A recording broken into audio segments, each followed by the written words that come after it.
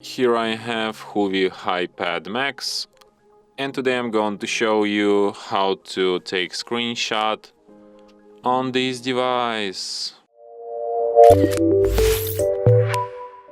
So to do this, all you need to do is to just press combination of keys, power key plus volume down at the same time like this, and the screenshot will be taken. So let me show you once again. Power key, volume down, and let's get it. So one last time, power key, volume down, and we got it. You can find your screenshots in gallery. When you're done recording, you just in this special screenshots section.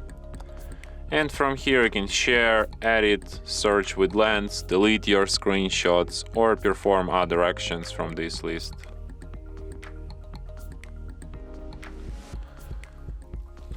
And that's it.